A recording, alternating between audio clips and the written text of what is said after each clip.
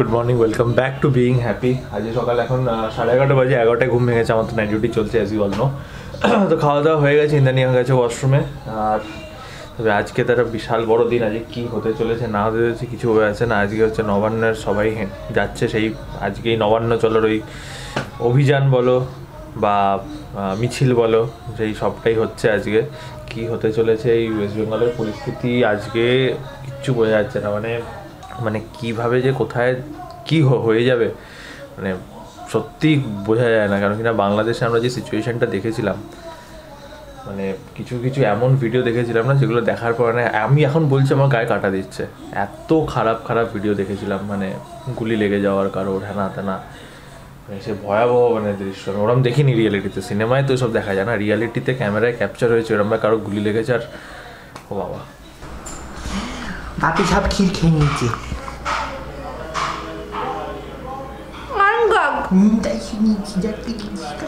সব খিল খেয়ে নিয়েছে, সব খিল খেয়ে নিয়েছে। বাকি সব খিল খেয়ে নিয়েছে।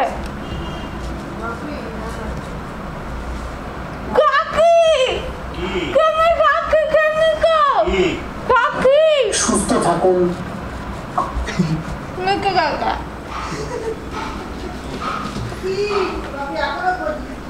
আছে নেই নেই বলছি আজকে কি বাংলাদেশের মতো পরিস্থিতি হয়ে যাবে আজকে না? আজকের পর থেকে রাস্তা খেতে তো আর বেরোনো যাবে না তাহলে? আমরা একটা রুটি, আলু পেঁপের তরকারি, পনিরের তরকারি, বড়ার ঝাল, ডিম। বাপি খাইও নি। খেয়েছে? ঠিক আছে, পুরোটা তো খাইনি, আমাকে ভুল ইনফরমেশন দেওয়া হয়েছিল। কি রে, খাটের অবস্থা এরকম করেছিস কেন? হ্যাঁ হ্যাঁ, কি সব জিনিস ওপরে। কত কষ্ট করে এটা খুললাম জানিস? এই মশারির দড়িটা খুলতে গিয়ে মশারির সাথে দড়ি গিট লাগিয়ে ফেলেছে। কে? তুই আবার কে? নিজে করে আমার নাম। সেই তো আগে মশারির দড়ি কে খুলেছে? একটা দিন খুললো খুলতে কে? বলা হয়েছে। খুললি তো তুই। আসলে থাপ্পড় খেয়েছি কিন্তু খুলেছি তো আমি, কিন্তু তাহলে আর গিটটাকে ফেললো কি? আমি গিটটা খুললাম সকালবেলা, তুই তো খুলেছিস ওইভাবে যে গিট পড়ে গেছে। কি হবে এরকম করে? এমন ভাবে বলছে দেখো যেন আমি করেছি। মানে এইরকম ভাবে আজকাল মিথ্যে কথা বলতে শিখেছে, মানে কেমন বিশ্বাসযোগ্য ভাবে। আর এই বিশ্বাসযোগ্য ভাবে মিথ্যে কথাটা কোথার থেকে শিখছে বলে আমি বুঝতে পারছি না। মানুষ যার সাথে থাকে তার মতোই হয়।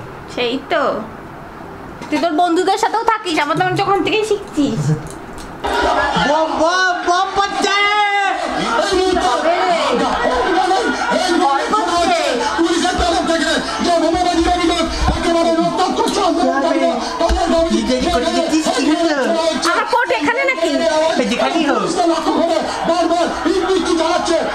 যা খবরে দেখছি খুব বিচ্ছিরি অবস্থা। মানে যাদের বাড়ি ওই এলাকাতে, মানে তাদের কথা ভাবছি। মানে আমরা তো অনেকটাই দূরে থাকি, অনেকটা 30 কিলোমিটার দূরে।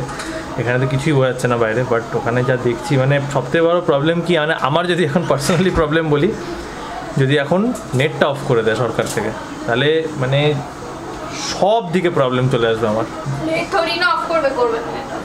যাই যেন না করে, কিন্তু অনেক সময় তো করে দেয় না এরকম হলে বাড়াবাড়ি। তো আমি আজকে ওখানে বসেছিলাম, হঠাৎ করে বাপি এটা এনে দিল। বাপি মনে হয় এটা কিছুর সাথে পেয়েছে, দেখলাম যে সবাই এটা কিছুর সাথে এটা পাচ্ছে, কি একটা হ্যাঁ হ্যাঁ কন্টেস্ট হচ্ছে, কেউ কেউ আবার কিনেওছে। এটা অর্গ্যানিক হারভেস্ট বলে একটা হলো ফেশিয়াল কিট, অনেকেই দিচ্ছে, রিভিউ দেখে নিয়েই দিচ্ছি, এমন না যে না দেখে দিচ্ছি। এখানে এরকম 5টা কিট আছে। স্টেপ 1-এ আছে ফেস ক্লিনজার, স্টেপ 2-তে আছে ফেস সিরাম, স্টেপ 3-তে আছে ফেস জেল, স্টেপ 4-এ আছে মাসাজ ক্রিম, আর স্টেপ 5-এ আছে ফেস ক্রিম, ফেস প্যাক। এগুলো এখন পরপর আমি আর শুভ অ্যাপ্লাই করবো। তুই দিবি তো? অল্প অল্প আমি, মানে একটাতে এগুলো তো মানে দুজনার দেওয়া যায়, কিপটে কিপটে করে দুজনার হয়ে যায়। তো এই হচ্ছে ফেস ক্লিনজারটা, আমি এইটুকু নিচ্ছি, এইটুকু শুভর জন্য রাখি। আমি নেকেও করছি। ফ্যান হয়ে গেল তো, একটা ক্লিনজার তো। তো স্টেপ 1 হয়ে গেছে দেওয়া, এটা অনেকটা ফোমের মতো বললো। হ্যাঁ, এবার হচ্ছে স্টেপ 3 লাগানোর পালা, ফেস জেল। দেখে ফেকে লাগাচ্ছিস, যা তা লাগাচ্ছিস। কি ভালো কোম্পানি? হ্যাঁ, এটাকে পুরো অ্যাবজর্ব করে দিতে হবে, মানে আপওয়ার্ড মোশন, হ্যাঁ আপওয়ার্ড মোশনে। এবার হচ্ছে স্টেপ 4, মাসাজ ক্রিম লাগাচ্ছি, এটা নিয়ে মাসাজ করতে হবে। লাস্ট হচ্ছে স্টেপ 5, ফেস মাস্ক, এটা মুখের মধ্যে লাগিয়ে শুকাতে দিতে হবে 10-15 মিনিট। তারপর কমপ্লিট না, তারপর আবার একটু হাতে জল নিয়ে একটু 5 মিনিটস মতো মাসাজ করতে হবে, ব্যাস। দেখো আফটার ফেসিয়াল ওকে দেখে লাভ নেই, ওকে কেমন লাগছে, ওকে ও তো মেকআপ ফেকআপ করে আছে। মোটেও আমি মেকআপ করে নেই, আমাকে দেখে বলতে পারবে যে আমাদের অ্যাকচুয়ালি ম্যাট ফিনিশ মনে হচ্ছে মুখের মধ্যে, যে তেল তেলা ভাবটা চলে গেছে, এই হচ্ছে স্মুথ ব্যাপার। তো নরম নরম লাগছে তো।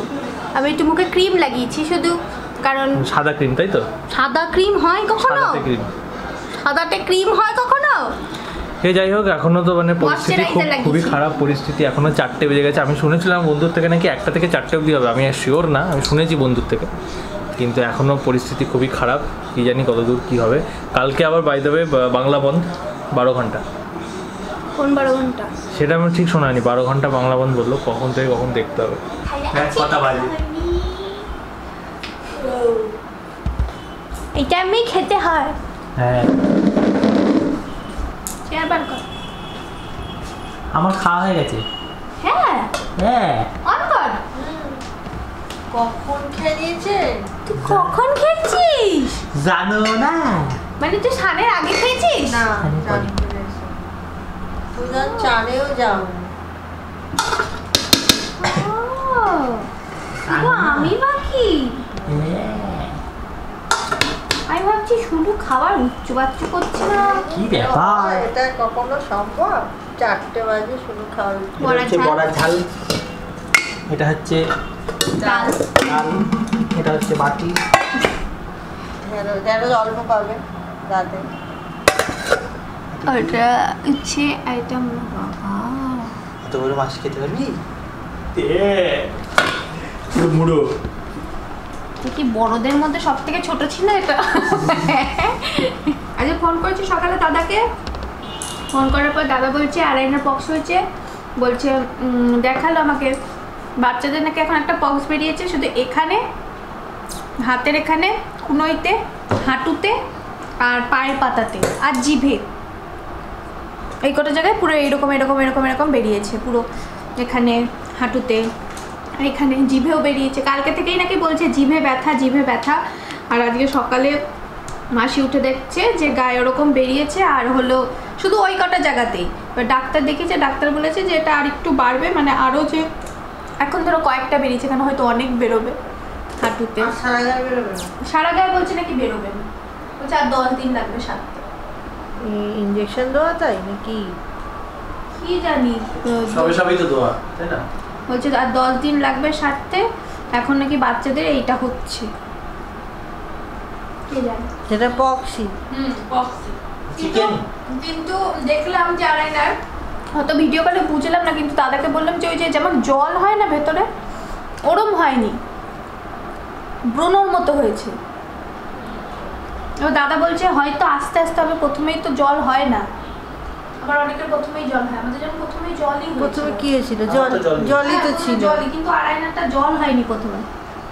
এবার ডাক্তার বলেছে বাড়বে, এবার শরীরে বেরোবে কিনা বলেছে তো বেরোবে না, এবার দেখা যাক কি হয়। আর 10 দিন লাগবে সারতে, ও তো সামনে সোমবার থেকে পরীক্ষা আবার। স্কুল থেকেই এসছে না লাগবে প্রত্যেকে, কিন্তু স্কুলে কারোর হয়েছে কিনা।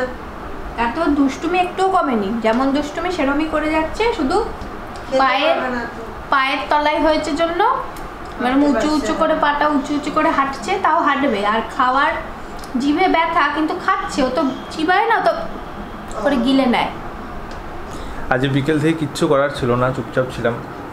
কিছু করা থাকলে অবশ্যই তোমাদের দেখাতাম। এখন কটা বাজে? 8:30 বাজে। আমার আজকেও নাইট শিফট আছে, রাত 10টা থেকে শুরু হবে। আর ইন্দানি ওখান থেকে পড়াচ্ছে, আমার ডাকছে। এখন 8:30 বাজে, চলে এসছে পড়তে অনেকক্ষণ আগে, 6:30টাতে পড়াচ্ছে, 9:30 অবধি পড়াবে। আর আমি এখন আমার বিকেলের খাবার সেইটাই খাচ্ছি, রুটি তরকারি। 9:30 পড়ানো হবে, তারপরে আসবে, এসে তারপরে একটু কথাবার্তা, তারপরে খাওয়া। এই হয় মানে এই টাইমটা খুব বোরিং লাগে আমার, মানে যদি কিছু করার না থাকে তো। আদারওয়াইজ অফিস থাকলে অফিস, আজও নাইট শিফট অফিস নেই, তাই জন্য বোরিং লাগছে, নইলে বোরিং লাগে না, কিছু না কিছু করার থাকেই আর কি। কতক্ষণ পরে দুটি আর হ্যাঁ লেখা হোক, একটা তো মুখস্থ করে লিখে যাক, এইটাই পড়েছে এইটাই লিখছে আসার পর থেকে ওয়াও। কটা বাজে দেখ? 9টা। আমি কী করবো এতটা টাইম? আমি কী করবো? কিছু করার আছে আমার? তুমি খেলো। খাবারে আছে ভাত, ডিম ভাজা, একটা বড়ার ঝাল, একটা পটল ভাজা, ডাল আর একটা রাজমা। এই হয়ে গেল খাওয়া দাওয়া, অনেকক্ষণ ধরে গল্প হলো। তারপর এখন সবার পালা। কটা বাজে? 12:30 বাজতে যায় বোধহয়। আর এই আমার দ্বিতীয় বউ এখানে অন হয়ে বসে আছে, সারা রাত অন হয়ে থাকবে। ল্যাপটপের কথা বলছি। কি ভাবলি? যাই হোক, দেখা যাচ্ছে তোমাদের সাথে নেক্সট ভিডিও। দেখা যাচ্ছে তোমাদের সাথে নেক্সট ভিডিওতে। ইনস্টাগ্রাম দুজনকে ফলো করে নেবে। আজকে এই হয়েছে সারাদিনে, আর কিছু হয় নাই। কালকে আমরা জুডিওতে যাব ফর পুজো কালেকশন, দুর্গা পুজোর এবারে কী কালেকশন আছে না আছে তাহলে জুডিও দিয়ে শুরু করা যাক। তো কালকের ভিডিওটা দেখতে ভুলবে না।